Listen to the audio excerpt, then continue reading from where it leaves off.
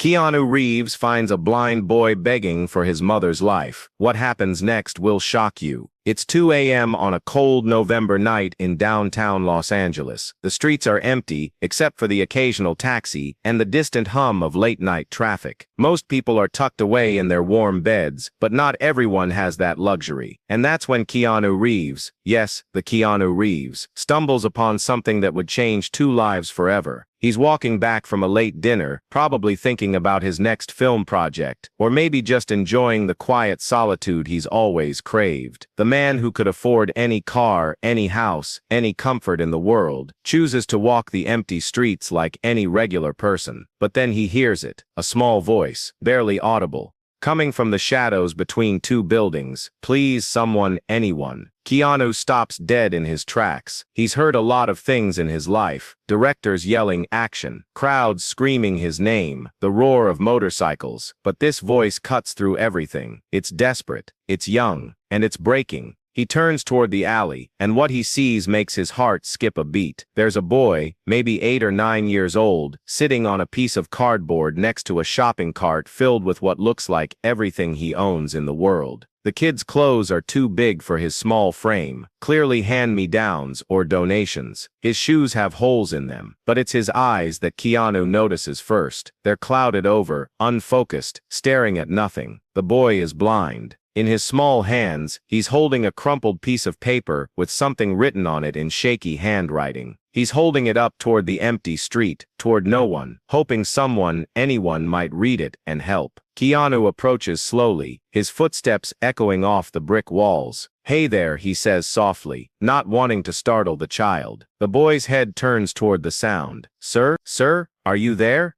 "Yeah, I'm here." Keanu kneels down to the boy's level, something he always does when talking to kids. "What's your name?" "Marcus," the boy whispers. "Marcus Thompson." "Hi Marcus, I'm Keanu." Pauses. Does he give his real name? Does it matter? This kid probably has no idea who he is anyway. "I'm Keanu." Marcus nods and holds up the piece of paper again. "Sir, can you read this, please? I wrote it myself, but I can't see if people are reading it." Keanu takes the paper gently. Under a flickering streetlight, he can make out the words, written in the careful, uncertain handwriting of a child. "My name is Marcus. I am 8 years old. My mom is very sick and needs medicine. The doctors say she might die without it. I can't see, but I can work. Please help us. God bless you." The words hit Keanu like a punch to the gut. He's seen poverty before. He's donated to charities. He's even helped individual people. But there's something about seeing this small boy, alone in the dark, trying to save his mother's life, with nothing but hope and a handwritten sign, that breaks something inside him. "Marcus," Keanu says, his voice thick with emotion. "Where is your mom right now?" "She's at home. She's too weak to get out of bed. I told her I was going to the store. But really I came here.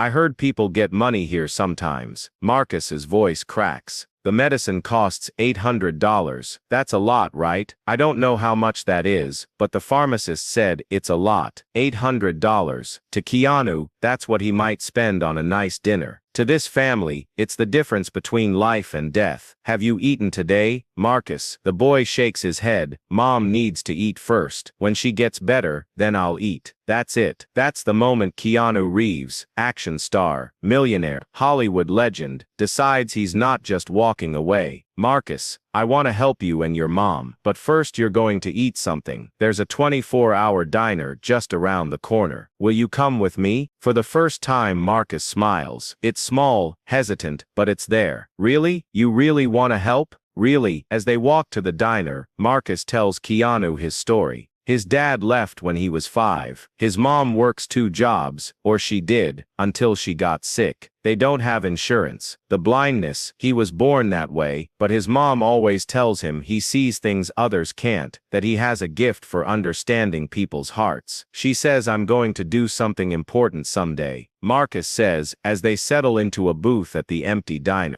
but right now, I just want her to get better. Keanu orders Marcus the biggest meal on the menu: pancakes, eggs, bacon, orange juice, hot chocolate. The boy eats like he hasn't seen food in days, which Keanu realizes he probably hasn't. While Marcus eats, Keanu steps outside and makes some phone calls. First to his assistant, then to his doctor, then to someone else. When he comes back inside, Marcus is carefully wrapping half his pancakes in a napkin. For my mom, Marcus explains. She'll be hungry when I get home. Keanu's throat tightens. Marcus, I need to ask you something. Would it be okay if I came home with you? I'd like to meet your mom and maybe help with that medicine. Marcus's face lights up brighter than any movie premiere spotlight Keanu has ever seen. You really mean it? You'll really help us? I mean it. The taxi ride to Marcus's apartment building is quiet. It's not in the best neighborhood. Broken streetlights, graffiti on the walls, the kind of place where people mind their own business and ask no questions. They climb 3 flights of stairs to a door, with peeling paint and a broken doorknob that's been fixed with duct tape. Marcus fumbles with his key, then calls out softly, "Mom, Mom, I'm home, and I brought someone to help us." The woman who opens the door is thin, almost frail, but Keanu can see where Marcus gets his strength. Even sick, even exhausted, there's a dignity in the way she holds herself, a fierce protectiveness in her eyes when she looks at her son. "Marcus, baby, where have you been? I was so worried." She stops when she sees Keanu. "Oh, hello, Mom, this is Keanu. He read my sign. He bought me dinner. And Mom, he says he can help us get your medicine." The woman, Sarah Thompson, she introduces herself, starts to cry. Not the dramatic tears of a movie scene, but the quiet, overwhelmed tears of someone who has been carrying the weight of the world on her shoulders, and suddenly finds someone willing to help bear the load. "I don't understand," she whispers. "We don't have any money. I can't pay you back." Keanu shakes his head. "You don't need to pay me back. Marcus has already given me more than I could ever give him." "What do you mean?" Keanu looks at Marcus, who is carefully arranging the wrapped pancakes on a plate for his mother. "He reminded me what real love looks like, what real courage looks like, what really matters."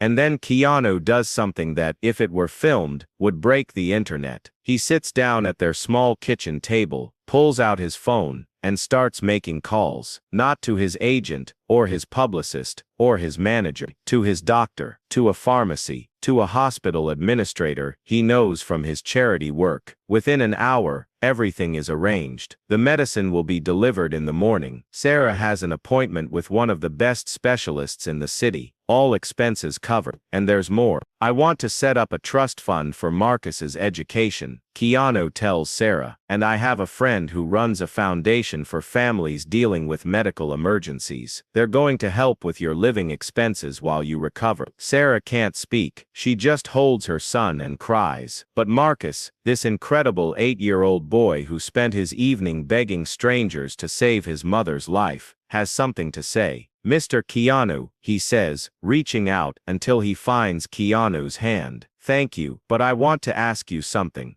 "Anything, buddy. When I grow up and I have money like you, will you teach me how to help people the right way, like you helped us?" And that's when Keanu Reeves, the man who has faced down assassins in movies, who has performed his own stunts, who has dealt with unimaginable loss in his personal life, starts to cry. Because this boy, this incredible, brave, loving boy, doesn't want to just be helped. He wants to learn how to help others. "Marcus," Keanu says, "I think you're going to teach me more than I could ever teach you." 3 months later, Keanu gets a package in the mail. Inside is a drawing, stick figures, but clearly recognizable. A tall man and a small boy, holding hands, with a woman standing behind them, arms outstretched, like she's hugging them both. At the bottom, in that same careful handwriting, it says, "Thank you for helping us see." There's also a note from Sarah. "Marcus is back in school. I'm healthy again. We moved to a better apartment. But most importantly, Marcus has started a club at school, where kids collect money and donations for families who need help." He says Keanu taught him that helping people isn't about how much money you have. It's about how big your heart is. P.S. Marcus wants to be an actor when he grows up. He says he wants to be in movies that make people feel hope. Keanu frames the drawing and puts it in his home office, right next to his awards and movie posters. Because sometimes, the most important recognition doesn't come from Hollywood. It comes from an 8-year-old boy who saw something in the darkness that the rest of the world had missed. And every time Keanu looks at that drawing, he remembers the most important lesson Marcus taught him that night. Real heroes don't wear capes or fight bad guys on screen. Real heroes sit on cardboard in dark alleys, holding up signs, begging not for themselves, but for the people they love. And sometimes, if we're really lucky, we get the chance to help them save the day. But here's the thing that will really blow your mind. This story isn't just about one night of kindness, because Keanu kept his promise to Marcus, and Marcus kept his promise to help others. And sometimes, that's how real change happens in the world. One small act of love, one blind boy with perfect vision of what really matters, and one movie star who remembered that the best role he could ever play is simply being human.